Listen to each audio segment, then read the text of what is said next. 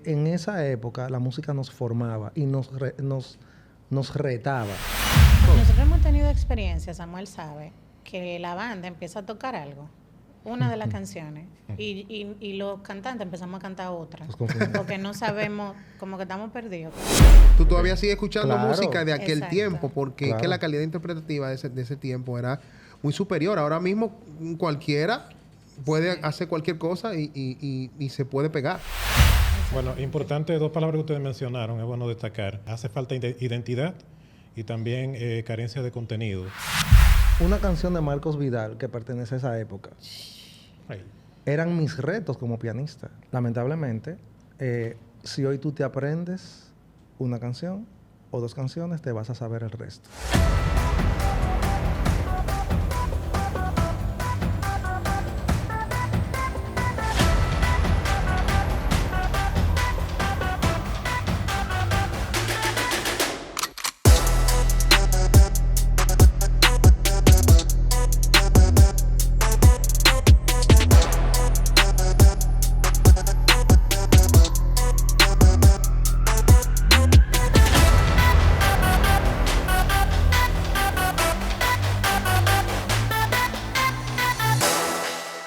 Bienvenidos a La Reunión, un podcast de Armonía Magazine, donde entre amigos, expertos, hermanos, artistas, comunicadores, nos reunimos para tratar temas de nuestra comunidad cristiana.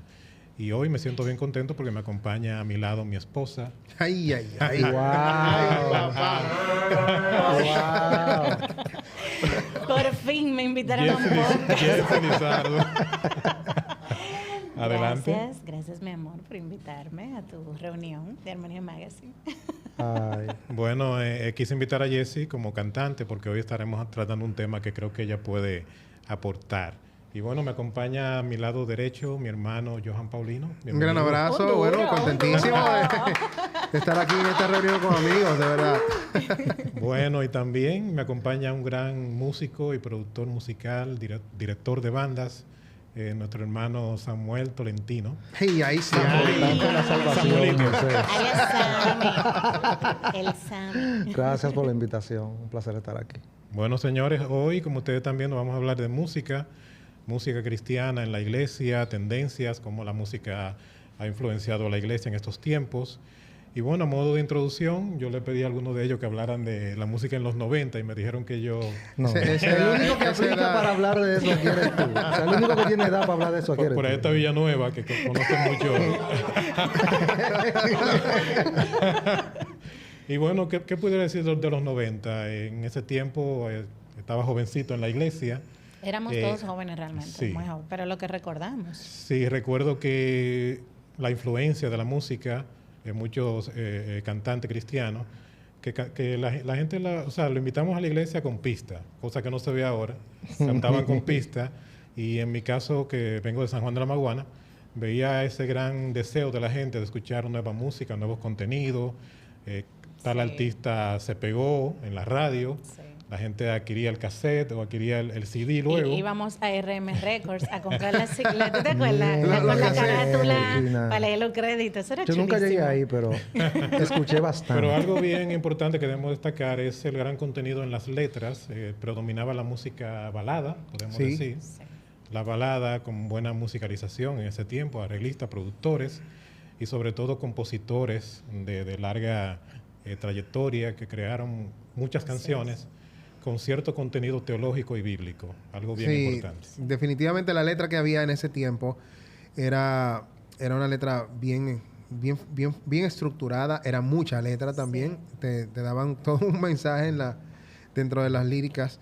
Y la parte musical era, por ejemplo, yo recuerdo un evento que fui cuando René se montó con la Papo Band. Okay. Y eso fue Nada es Imposible. Uf, Cuando yo Dios escuché Eso era un Nada es temazo. Imposible, Eso era un temazo. brother, eso era una locura. Una O sea, locura. la parte musical era increíble. Yo creo que René en ese tiempo hizo eso como un poquito más adelantado a la época, porque definitivamente eso era para músicos de verdad. Y todo lo que hizo en ese disco, igual Dani Berrío, Donis Machín, son de la gente que estuvieron ahí. También está José Reyes de aquí también. sí. Hay mucha gente Las cantantes femeninas participábamos en todos los festivales de la voz con canciones de Yadira Coradí, Doris Persis Machín, Melo. Persis Melo, Yulisa, esas eran como las que nos O sea, influenciaban que Yulisa mucho. ya en ese tiempo, Yulisa... Sí, claro. Sí, claro. pero Yulisa no es de ahora, Porque en hermano. el 2000, bueno, estamos hablando de los 90, pero en el 2000 yo recuerdo que gané un festival de la voz con una canción de Yulisa que ya tenía años siendo muy sonada. O sea, que Lo que pasa es que también- Yulisa empezó a tener notoriedad ya después de los 90. Exactamente. O sea, de una forma ya más contundente. Exacto. Como ahora que ya es Yulisa, o sea, conocía a Yulisa Sí. por muchos de sus temas. Bueno, hablando de lo que es la influencia en cuanto a la parte musical, Samuel, ¿hasta qué punto tú entiendes que esa música de ese tiempo influenció a la iglesia en cuanto a lo que hacía, a los músicos, a los cantantes? Bueno, yo creo que esa fue nuestra escuelita. Sin ganas de quitarle o restarle importancia a lo que hoy se hace normalmente. O sea, a mí me toca producirlo, me toca hacerlo en la iglesia y todo, que es el worship. Yo creo que, aunque el worship tiene sus temas buenos, ¿verdad? Sus lados buenos, pero yo entiendo Pero tú sabes tú sabes que son dos tonos, ¿verdad? Sí. Sin embargo, vamos a hablar es un otro ratito, vamos a hablar un ratito de sus cosas buenas. Pero aprovechando eso que Johan acaba de decir, por ejemplo, voy a poner un ejemplo. Una canción de Marcos Vidal que pertenece a esa época. Ahí. Eran mis retos como pianista. Ok. Y para nosotros como intérpretes. Y para ustedes como intérpretes. Hablar, por ejemplo, de Nada es Imposible, que todavía al sol de hoy, un músico que tenga su cabeza bien puesta, se siente y lo analiza, Claro. es un arreglazo. O sea, estamos en 2023, Un gran ¿verdad? arreglo. Sí. Es un gran arreglo. Entonces yo creo que eso influenció bastante en el tema de la formación de los músicos, de desarrollar la capacidad. ¿Por qué digo en el desarrollo de la capacidad? Porque, lamentablemente, si hoy tú te aprendes una canción o dos canciones, te vas a saber el resto. Sí. Y tiene muchísimo que ver por cómo hoy en día se produce, tiene mucho que ver Por cómo se compone también. por cómo se compone. Sí. No quiero saltar a ese tema porque ahorita vamos a hablar del lado positivo de eso, para que no vayan a acribillar los bolcheros. Pero realmente yo sí entiendo que en esa época la música nos formaba y nos retaba. Por ejemplo, hablar de Persis Melo, hablar de Crystal Lewis en aquel Sí. entonces, Crystal también. hablar de Marcos Vidal, del mismo René. Sí. Tanto en la parte musical como en la parte interpretativa, Sí. tanto para el músico como para el cantante, era un reto. Ujú. O sea, antes, para tú... Y de Nancy también. Ah, Yo no, me acuerdo Nancy, que cantar Nancy. hasta el fondo de mi alma, eso era Y una locura. no, en no esos podemos- años. no podemos Señor, sacar de quiero ahí que penetres. Israel y Eso era Moisés. lo- No, Israel y Moisés, imagínate tú. Se hacen- deberían Destacando oye. específicamente a Israel. O sea, para cantar canciones de esas personas, tú tenías que cantar.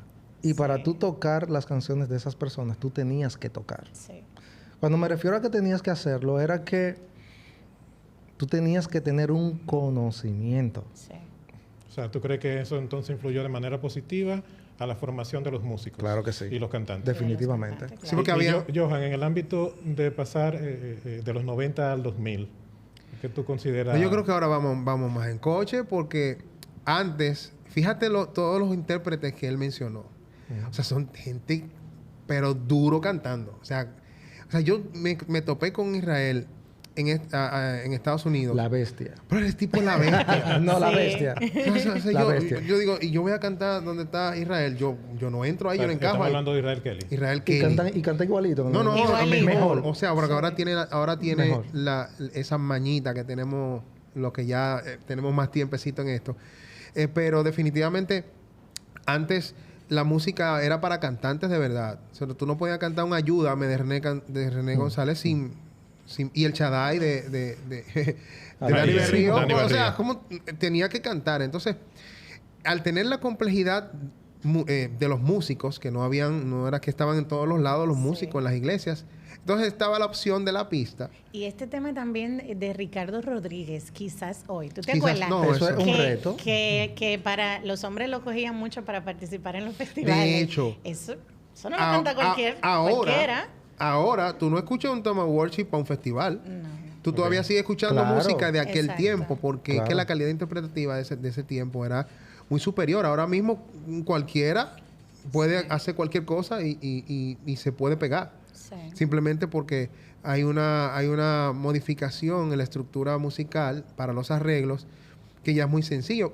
Antes, por ejemplo, Mi Barca, tú tocar Mi Barca de René era complejo. Sí. Entonces, esas canciones tampoco no eran participativas dentro de la iglesia. Ha ido cambiando la música y entonces al entrar a esta parte que llaman worship, que yo no sé cuál es la estructura del worship, si es género. Yo entiendo que es una mezcla de balada, de pop. De hecho, hay hasta en el worship se ha metido hasta rock. O sea, hay de todo Sí, sí. en lo que es el Sí. worship. Entonces, yo no lo defino como un género como tal, porque Exacto. eso Es es un balada. movimiento, Eso, yo diría yo más. pienso Es que un un movimiento, movimiento. correcto. entonces, en aquel tiempo no se tenía eso. Ahora es más fácil la difusión de la música y que algo se haga viral. Hay gente que tiene buena música. Pero cuando tú haces algo de worship y lo conectaste con la iglesia, ya, eso se va solo. Exacto. Lo que pasa es que ahí cabe destacar que, por ejemplo, yo recuerdo la última vez que vino Marcos Vidal. Si tú te fijas en la edad, o sea, como de las personas que están ahí, o sea, pertenecen a otra generación. No viejos, pero en mi caso yo conozco de esos temas porque yo tengo la música de chiquitico. Claro. O sea, pero realmente hubo un switch también en cuanto a generación. ¿Qué pasa? Yo entiendo que ese trance tuvo muchísimo que ver y el lado positivo que quiero destacar del worship es que se convirtió en algo totalmente congregacional. ¿Qué pasa? Que la generación de hoy, y me pasa con cantantes, cuando estoy acompañando a alguien, que me dicen, mira, tienes que tocarme play, o sea, no me metas armonía. No. Claro, eso es algo que yo he entendido, o sea, no es que lo hago, pero me lo aclaran. Pero es difícil para un músico porque tú te conviertes en un tipo que no crea muchas cosas Te ya, porque encasillan. o sea, Te ya encasillan. los dedos tuyos nada más Sí. saben dar 2 tonos o 4 tonos y ya. Entonces, a la hora de tú empezar a trabajar un arreglo que tú quieres, déjame ponerle a un concepto musical y terminas en lo mismo, con otro sonidito, con un pitico, un que sé yo, ok, termina en lo mismo. Porque, de hecho, ahora mismo, tú escuchas todos los tracks worship y tú los juntas todos.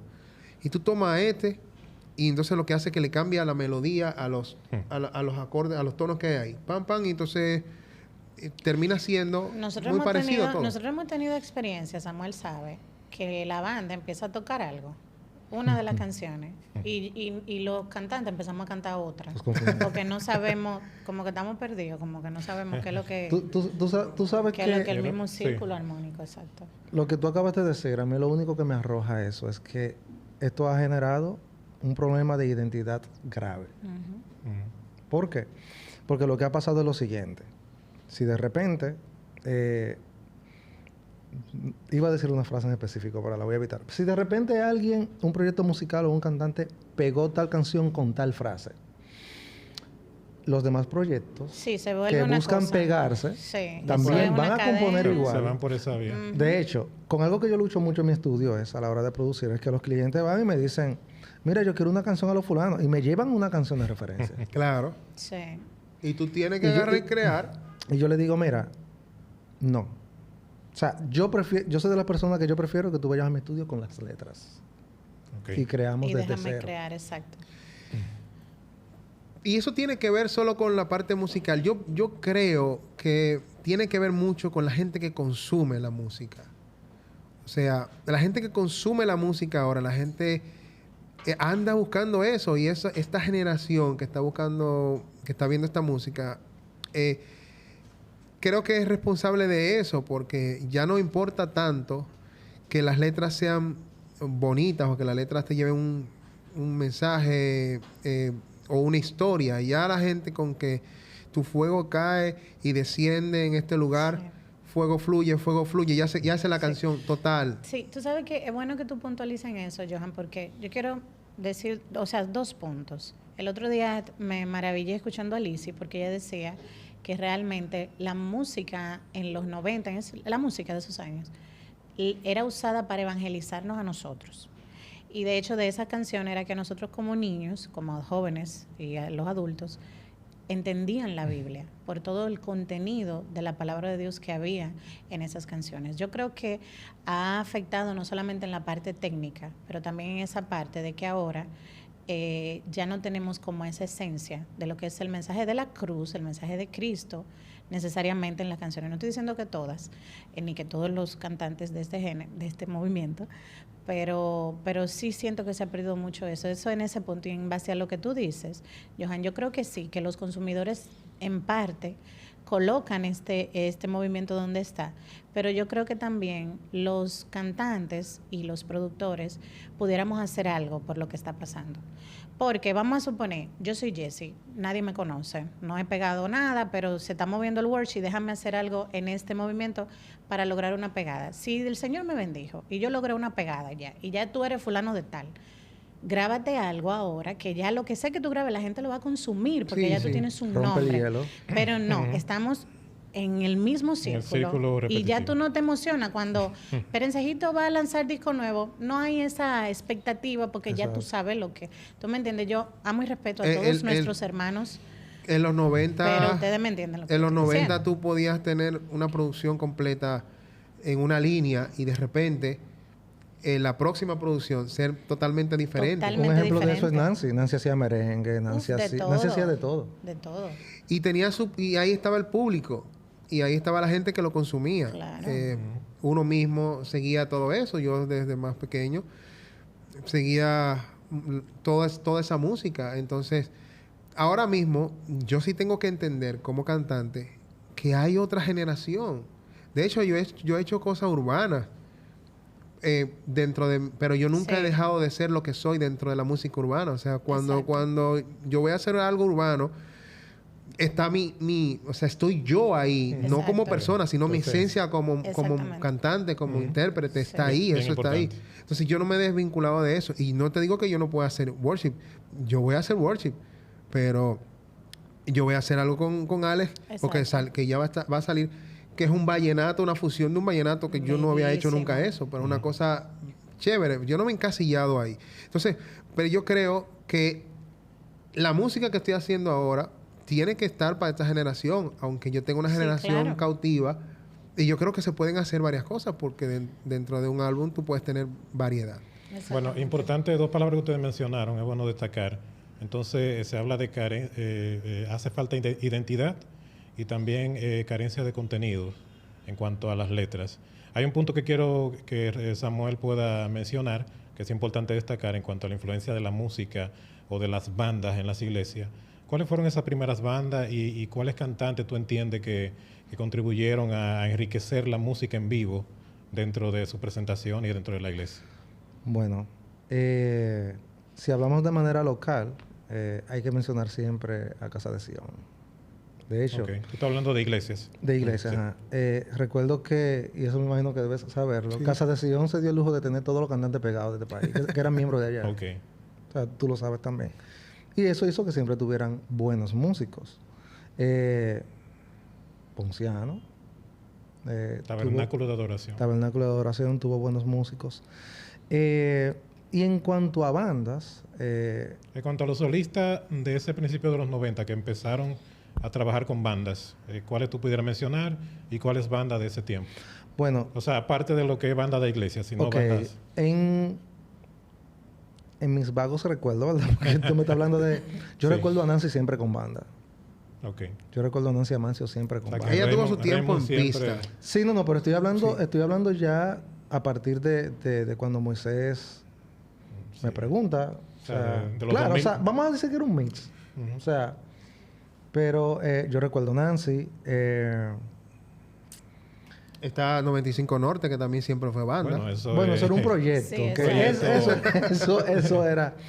Pero honestamente, hablando ya de bandas colocadas, de bandas de plantas también, estuvo, bueno, la Papovan, hay que mencionarla. Claro, eso.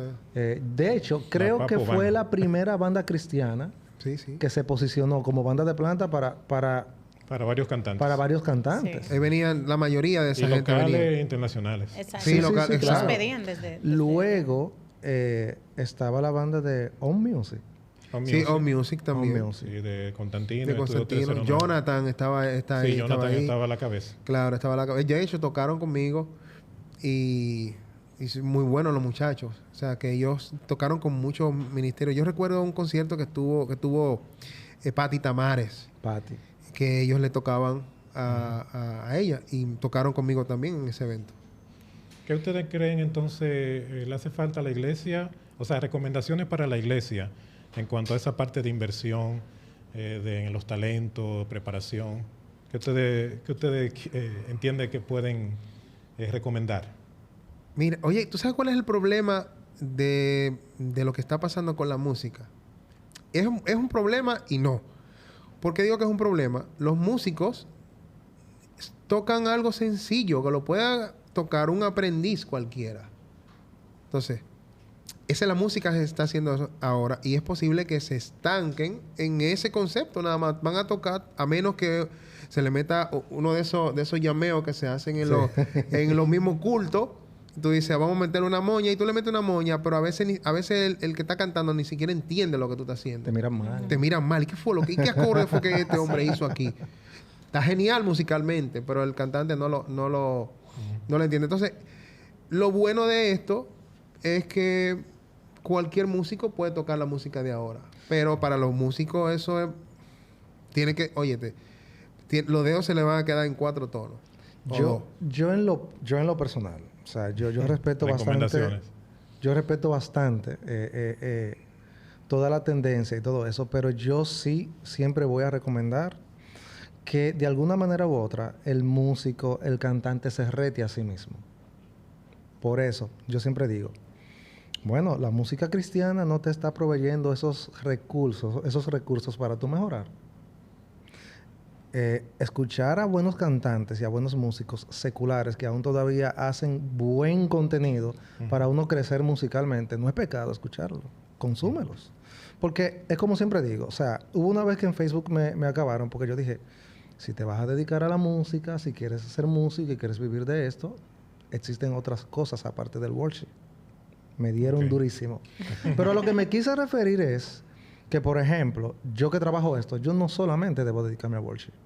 Claro. Exacto. Porque hay mucha gente que no es worship, que hace algo tropical, o que hace simplemente pop, o que hace rock, y esos son clientes tuyos. Eso, claro que sí. Y el rock, la balada pop, el pop, tienen público.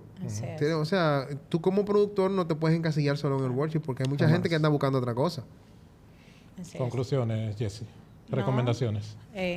Yo creo que veamos no solo la parte técnica en cuanto a la producción de los arreglos, pero el contenido. Yo creo que nuestra generación, es verdad que la generación Z, etcétera, etcétera, o un gran etcétera, como dice Nuria, pero creo que esa generación precisamente es la que más contenido de valor necesita ahora mismo por lo que está pasando en el mundo, en la música, ¿verdad? De cantantes que no están en la iglesia. Entonces, si nosotros no se lo damos, ¿quién se lo va a proveer? Eso es así.